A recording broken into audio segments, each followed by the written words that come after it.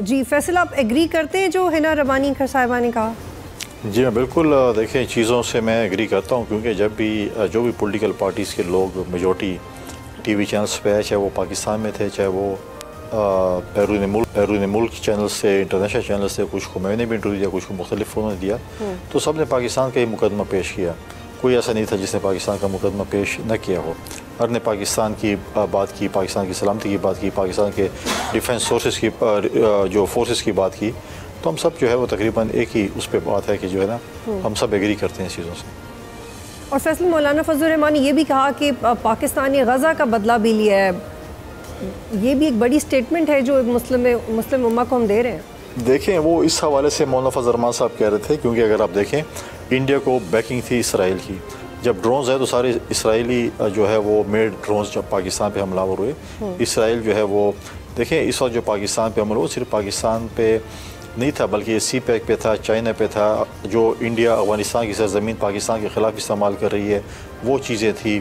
हमने जो है बार बार अफगान हुकूमत को भी कहा कि आप यहाँ पे जो अटैक्स हो रहे हैं 70 to 80% जो है वो अफगानिस्तान ज़मीन है, इंडिया इस्तेमाल कर रही है। इसराइल और इंडिया का एक जॉइंट वेंचर था जिसको पाकिस्तान की फ़ौज ने, पाकिस्तान की मुसल्लह फ़ौज ने, पाकिस्तान की एयरफोर्स ने जो है वो खाक में मिला दिया। और फैसल, ये हम देख रहे हैं कि इस पूरे मामले को इंटरनेशनल डिप्लोमेटिकली तरीके से भी हल करने की कोशिश कर रहे हैं अमेरिका। और डोनाल्ड ट्रंप ने ही कहा the states go out and have a nice dinner together.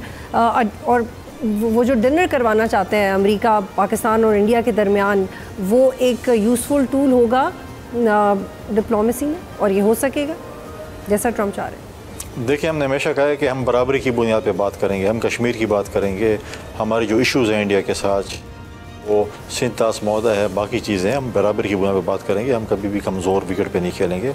हमने जो है इंडिया का जो गरूर था और उसको अपने पैसों का घमंड था और अपने एक पावर का घमंड था, वो तो उन्होंने देख लिया क्योंकि पोजीशन क्या है और दुनिया को भी पता चल गया उनकी पोजीशन क्या है। लेकिन फैसल यहाँ पे एक बहुत अहम रिपोर्ट है जो मैं आपके साथ शेयर कर रही हूँ कि भारत दरियाए चनाब, झेलम और सिंध का पानी शुमाली रियासतों में ले जाने का मंसूबा बना रहा है। ये रॉयटर्स ने रिपोर्ट किया है। और भारत ये भी चाहता है कि नहरों की लंबाई को बढ़ाया जाएगा। पाकिस्तान इस हवाले से क्या करेगा? पाकिस्तान एक बूंद पानी पे भी सौदा नहीं कर रहा। पाकिस्तान अपना हर एक बूंद का जो है वो हिस्सा लेगा। हर एक बूंद जो हमारे पानी का बूंद है वो हम लेंगे।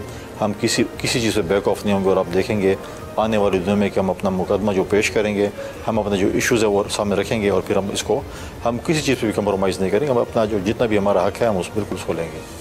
अच्छा फैसल, हम जब अब इंडिया के डिफेंस एनालिस्ट को सुन रहे थे तो वो ये नुक्ता बार बार उठा रहे थे कि अगर भारत के अंदर कोई दहशतगर्दी होती है और उसका कोई भी जिम्मेदार होता है तो वो एक एक्ट ऑफ टेरर को एक्ट ऑफ वॉर में भारत ने जो तब्दील किया पाकिस्तान पे हमला करके, वो बिल्कुल भी जस्टिफाइड नहीं है।